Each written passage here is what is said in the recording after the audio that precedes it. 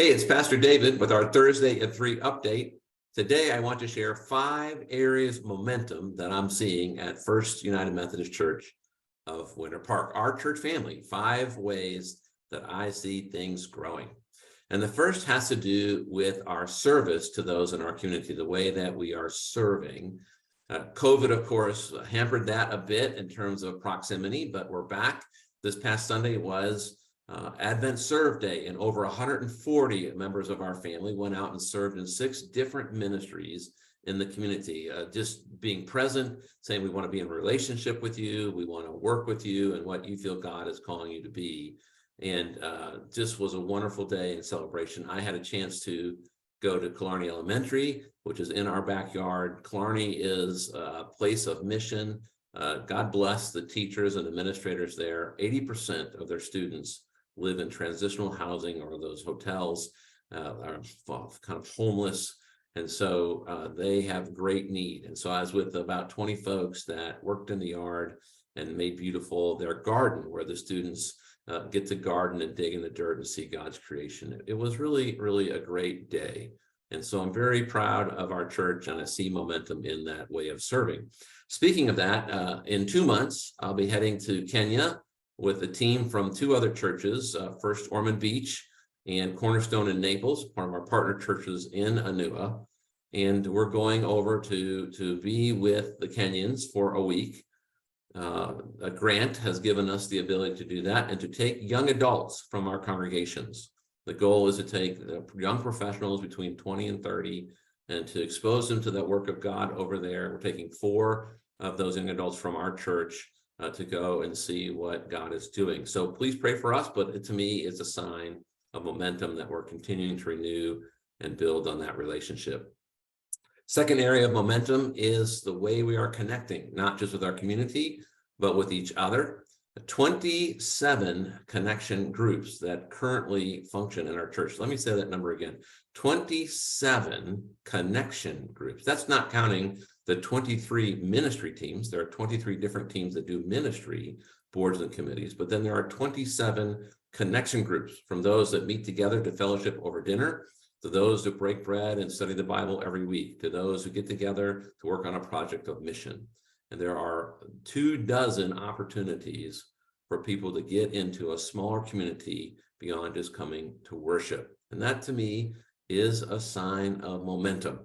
I can come in the door, I can think it's about me and a few of my friends, but I know that in this family, people are intentionally getting together, even if I don't see it.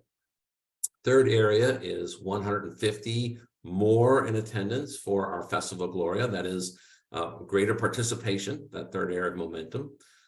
We had 150 more people for Festival Gloria the first weekend in December this year than we did last.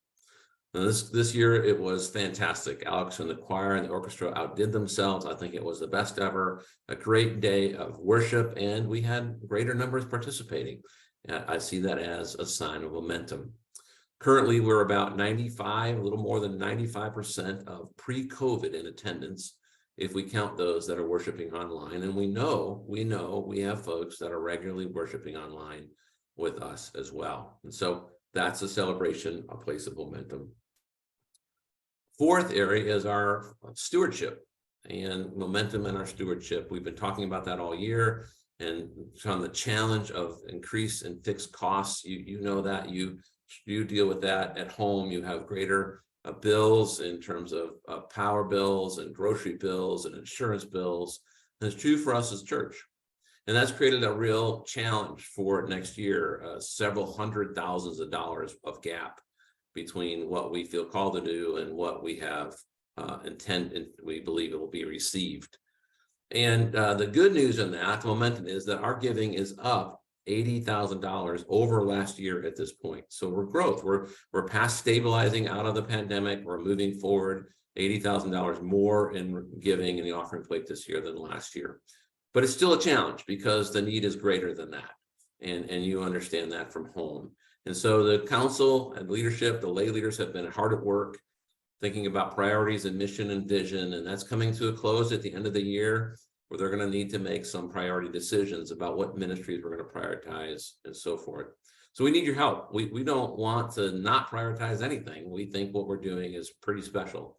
We need your help to support that. It's not too late to pledge, to make a promise or the declaration of intention of what you feel God is leading you to give to the church.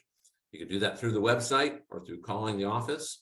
And we would love for you to participate in that. For those that have pledged, for those that give regularly, thank you so very much for making this possible and for being so faithful in your faith, so faithful in the way you live out your stewardship. The last area of momentum for me is an image in my mind.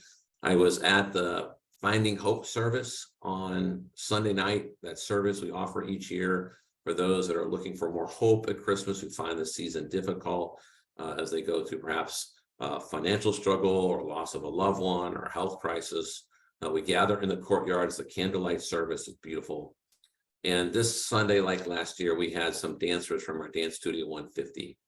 And I will always remember that the highlight of my Advent is seeing the joy on those little girls' faces as they dance, just smiling and grinning from ear to ear, dancing in worship and just delighting in living out who God has made them to be in the context of our family worshiping together. And I'm so grateful for Laura Work and the Dance Studio and the board and what they're doing for those that dance. Just reminded me that we do care about all generations, that we are reaching to minister to those children and young ones among us and helping them live into the joy of Jesus Christ. 5 areas of momentum. So I'll see you soon. It's almost Christmas Eve. We have the Christmas Adams service on Christmas Eve festival, carols and so forth. We have 3 o'clock family service on Christmas Eve, and then a contemporary and a traditional service at 5, and then another traditional at 7. So 5 services in the 40 or so hours leading up to Christmas morning. This year, the way Christmas falls, we will not be having services on Christmas. We'll be with those you love and join us. You want to join us in the 5 services that immediately precede it. So look forward to seeing you on Church on Sunday, and God bless.